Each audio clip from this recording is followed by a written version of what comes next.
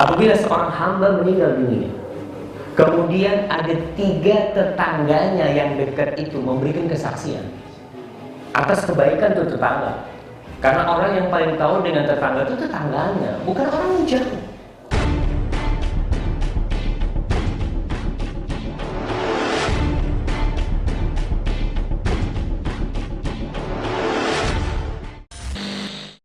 Ma min 'abdin muslimin yamut fayashhadu lahu 3 abyatin min jiranihi al-adnain bil khair.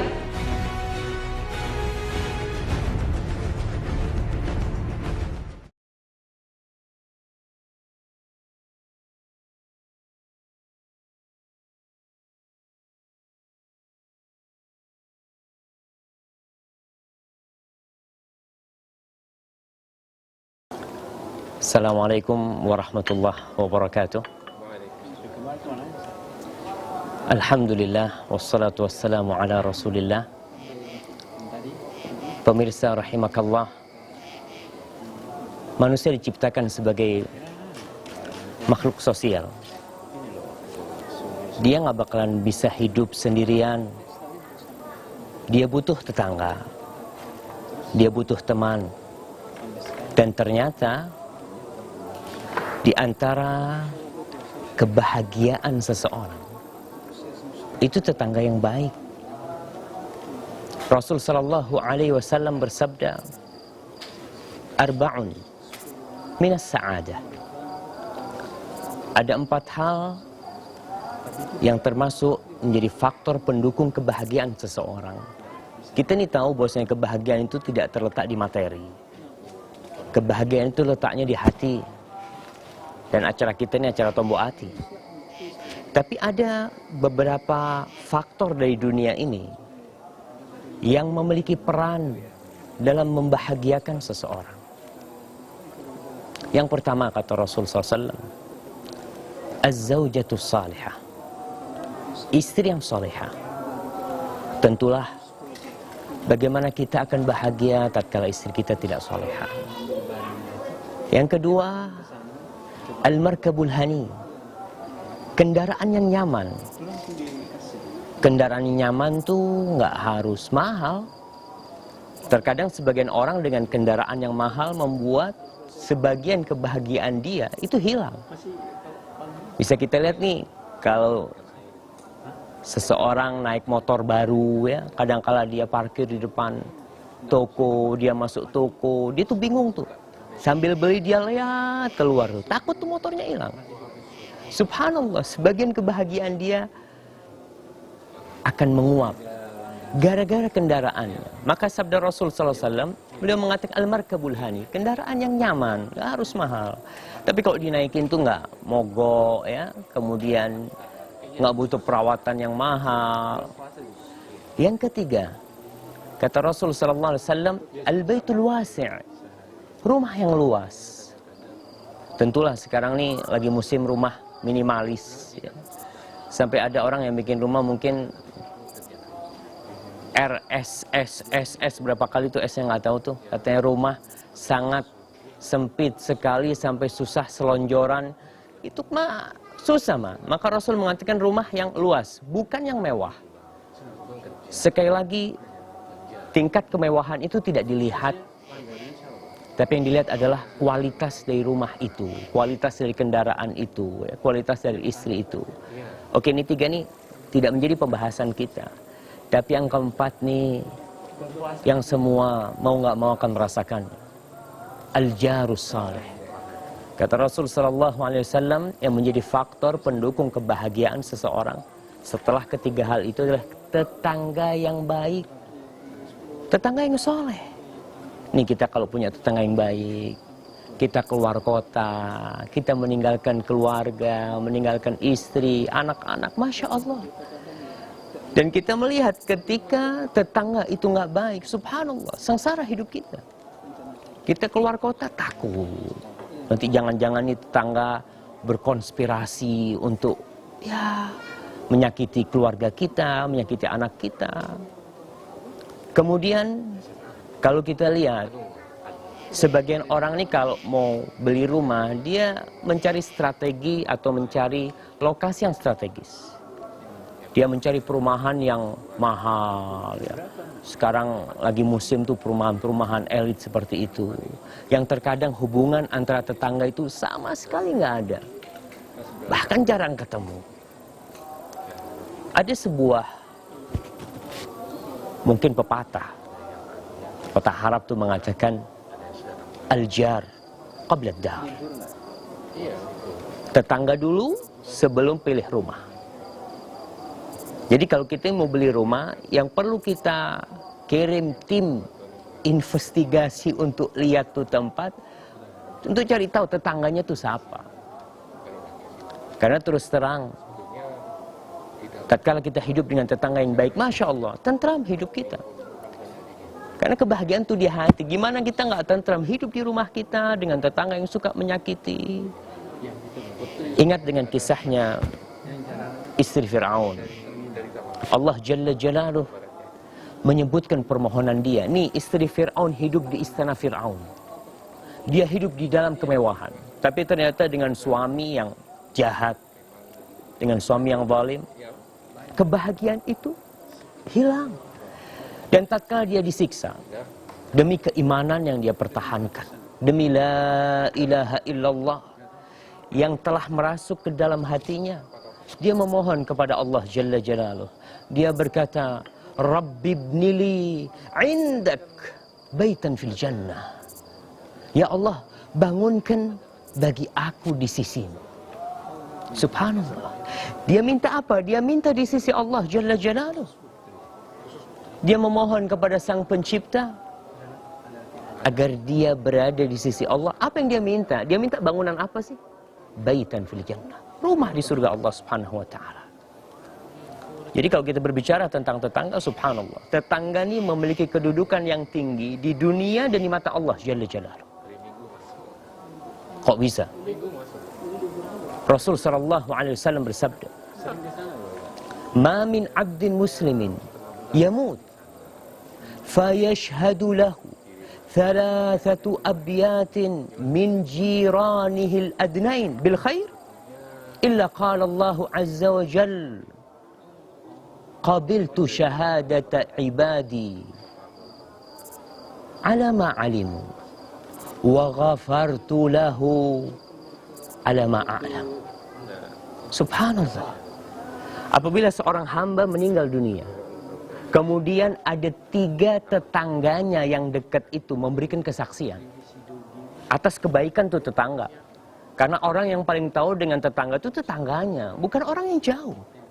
Maka apabila 3 tetangganya yang dekat tuh memberikan kesaksian bahwa dia orang yang baik, maka Allah Azza wa Jal berkata, qabiltu, aku terima kesaksian hamba-hambaku atas apa yang mereka ketahui.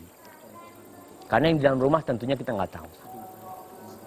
Tapi kata Allah, Allah terima kesaksian mereka. Dan aku, kata Allah, mengampuni dosa dia atas apa yang mereka nggak tahu. Apa yang aku ketahui kesalahan dia. Jadi pemirsa, kalau berbicara tetangga dalam Islam, Allah Jalla Jalaluh telah memberikan satu kedudukan yang tinggi. Allah langsung mewasiatkan. Di dalam surat An-Nisa, Allah Jalla Jalaluh berfirman, wa'budullah ولا تشركوا به شيئا وبالوالدين إحسانا وبذي القربى واليتامى والمساكين والجار ذي القربى والجار الجنب. Allah mengatakan, dan beribadahlah kalian kepada Allah Jalla Jalaluh, jangan pernah berbuat kesyirikan sedikit pun. Ini hablum minallah, kita harus jaga dengan bertauhid, dengan mengikhlaskan ibadah kita hanya untuk Sang Pencipta. Lalu Allah mengatakan, berbuat baiklah kalian kepada orang tua, kemudian kepada kerabat, kepada anak-anak yatim, kepada anak-anak miskin, orang-orang miskin. Lalu Allah mengatakan, wal jari dzil qurba wal jaril junub, kepada tetangga-tetangga kalian yang dekat dan yang jauh. Subhanallah. Pemirsa, itu wasiat Sang Pencipta. Dan Rasul sallallahu alaihi wasallam adalah tetangga yang paling baik. Bahkan beliau mengatakan, menceritakan kedudukan tetangga itu. Ma zala Jibril yusini bil jar hatta dhanantu annahu sayuwarrithu.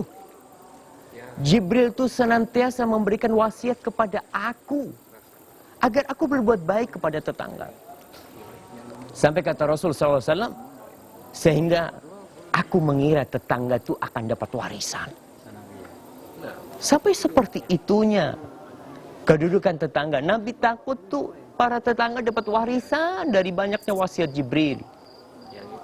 Dan kalau kita melihat tanda-tanda seorang yang beriman, ini kita sebagai seorang mukmin, sebagai seorang muslim, tunjukkan bahwa Islam itu indah. Tunjukkan bagaimana seharusnya seorang muslim beretika dan beradab kepada tetangganya. Jangan sampai tuh orang-orang nyalahkan Islam gara-gara kita nih orang-orang Islamnya. Kita lihat Rasul sallallahu alaihi wasallam bersabda, "Man kana yu'minu billah wal yawmil akhir fala yu'dhi jarah." Kata Rasul sallallahu alaihi wasallam, barang siapa yang beriman kepada Allah dan hari akhir, maka jangan menyakiti tetangganya. Subhanallah. Tanda keimanan seorang hamba. Ketahuan tuh dia beriman apa enggak dari sini nih.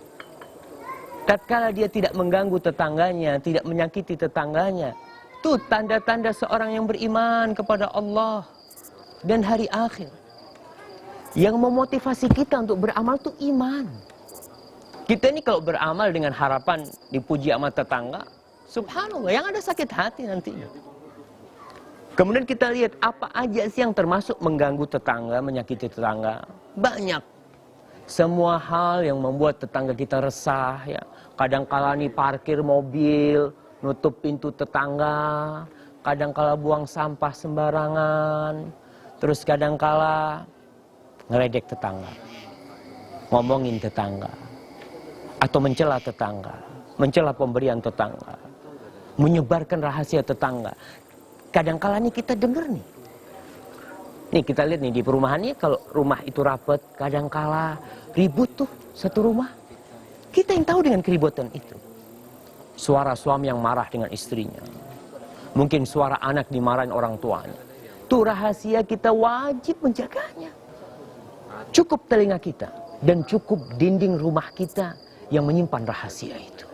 Dan hati-hati dengan lisan ini. Jangan sampai menyakiti tetangga kita. Dalam hadis Abu Hurairah, Rasul sallallahu alaihi wasallam ditanya tentang tetangganya. Yang kata para sahabat, taqumul lail. Salat malamnya jangan ditanya. Tasumun nahar, juga rajin puasa sunnah. Wa tatasaddaq, suka bersedekah. Tapi apa masalahnya? Lisannya pedas, salitah.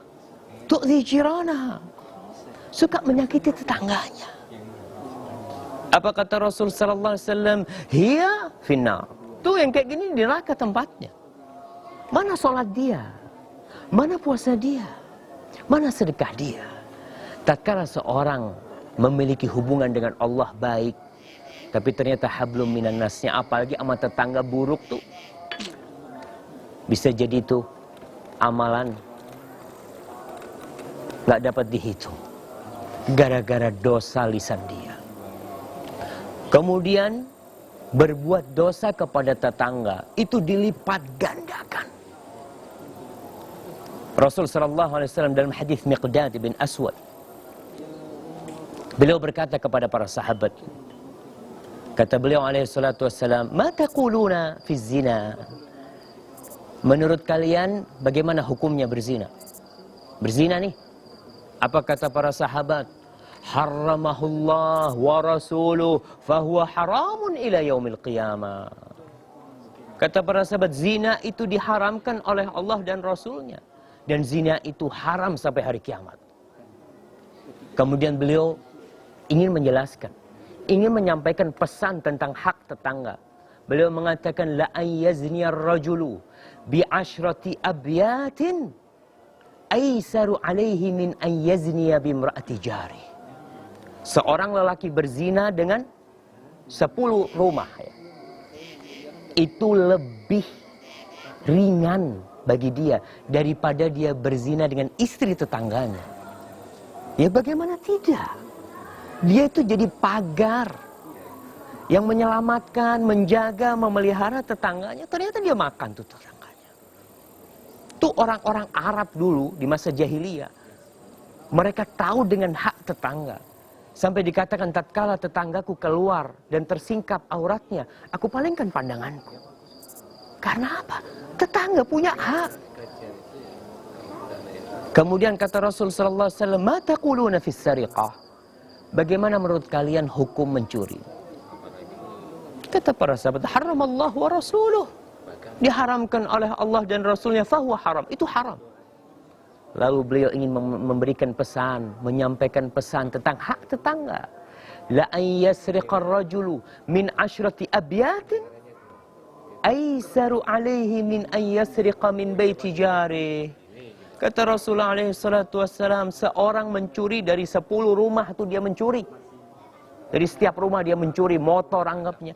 Itu lebih mudah atau lebih ringan dosanya daripada dia mencuri dari rumah tetangganya. Subhanallah. Kadangkala tuh tetangga, dia malah memberikan informasi kepada teman-teman yang jahat. Tuh tetanggaku lagi keluar kota, nggak ada orang tuh, cuma ada pembantu. Maka ma'asyiral muslimin, para pemirsa, ketika kita memiliki tetangga-tetangga yang baik, insya Allah tugas yang berwajib untuk urusan keamanan lebih ringan. Karena tetangga kita sudah menjagakan untuk kita, memelihara rumah kita, memelihara kendaraan kita. Tidak hanya sampai di situ. Rasul sallallahu alaihi wasallam mengatakan kepada Abu Dzar, "Ya Abu Dzar, idza tabakhta maraqatan fa'akthir ma'aha." Wahai Abu Dzar, kalau kau masak, banyakin kuahnya. Kenapa dibanyakin kuahnya? Wa ta'ahad jiranaka, tuh bagi-bagi sama tetanggamu. Ini salah satu tradisi yang mungkin sudah mulai hilang di kota-kota besar. Tapi kalau di kampung, Masya Allah ya, mereka bikin, kirim ke tetangganya, bikin. Apa yang kita miliki di rumah, kita masak sop, masak apa yang ada kuahnya banyakin tuh, suruh anak kita kirimin ke tetangga kita punya kue, kirimin. Tuh tetangga kita punya hak. Pada suatu hari, Abdullah bin Amr bin As radhiyallahu ta'ala anhu, seorang sahabat Nabi, nyuruh budaknya motong kambing. Ketika motong kambing, Abdullah bin Amr mengatakan, "Cuf, jangan lupa tuh, jarunal Yahudi, tetangga kita yang Yahudi." Beda agama nih. Bagaimana Islam memuliakan tetangga yang beda agama. Maka teman-temannya Abdullah bin Amr bin As pada heran. Dia mengatakan, "Al-Yahudi, tetangga kita yang Yahudi. Kok bisa kau mengatakan hal itu? Kok dia yang kau kasih?" Kata Abdullah bin Amr bin As, "Sami'tu Rasulullah sallallahu alaihi wasallam yaqul."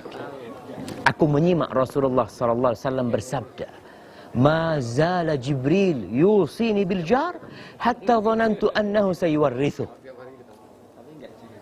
Kata Abdullah bin Amr bin As, Rasul mengatakan, aku senantiasa dikasih wasiat sama Jibril agar berbuat baik kepada tetangga. Sampai aku mengira tetangga itu akan mendapatkan warisan. Maka Abdullah bin Amr bin As berbagi. Subhanallah. Jadi seorang muslim tatkala memiliki tetangga yang Yahudi, tetangga yang Nasrani, tetap kita berbuat baik kepada mereka. Karena itu termasuk perintah Allah dan Rasulnya. Siapa tahu tuh tetangga kenal Islam dari kita. Kemudian tatkala tetangga kita sakit, kita berkunjung walaupun non-muslim, kita datang ke sana. Dia mungkin ya lagi dapat rezeki anak, kita berkunjung ke sana. Dalam urusan sosial, jangan lupa, tetangga kita punya hak, walaupun dia non-muslim. Kemudian pemirsa, rahimakallah, siapa sih tetangga yang paling baik itu?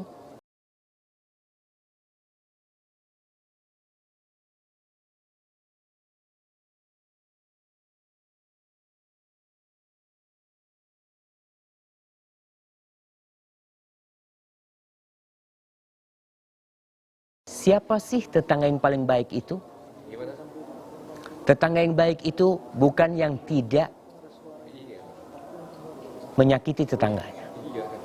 Tapi tetangga yang baik adalah tetangga yang bersabar menghadapi tetangganya. Mungkin tetangganya punya kesalahan, maafkan dia. Mungkin tetangga kita belum ngerti tentang adab, kita ajarin. Mungkin anak tetangga kita rame-rame di waktu kita tidur, ya kita bersabar. Rasul sallallahu alaihi wasallam bersabda nih tentang hak tetangga yang mungkin sekarang mulai hilang tuh. Kata Rasul alaihi salatu wassalam, la yamna ahadukum jarahu an yaghriza khashabatan fi jidarihi. Subhanallah. Rasul mengatakan jangan dilarang tuh tetanggamu untuk pasang kayu di tembok rumahmu. Hadis sahih riwayat Muslim.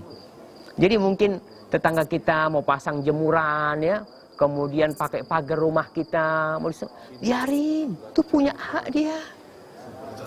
Maka insya Allah nih, kalau para tetangga menjaga adab dan etika mereka sebagai seorang muslim, kemungkaran yang terjadi, anak-anak yang menjadi nakal karena semua hidupnya nafsi-nafsi, itu insya Allah akan terhindarkan. Pemirsa rahimakallah, jadi kalau ingin hidup berbahagia, salah satu yang harus dipikirkan tatkala mau beli rumah atau mau beli tanah, tetangganya. Carilah tetangga yang baik, karena itu termasuk faktor pendukung kebahagiaan. Dia adalah pagar rumah kita, pagar untuk istri kita, pagar untuk anak-anak kita. Dengan seperti itu insya Allah, bila kita bisa mencari tetangga yang baik, insya Allah akan bahagia. Wassalamualaikum warahmatullahi wabarakatuh.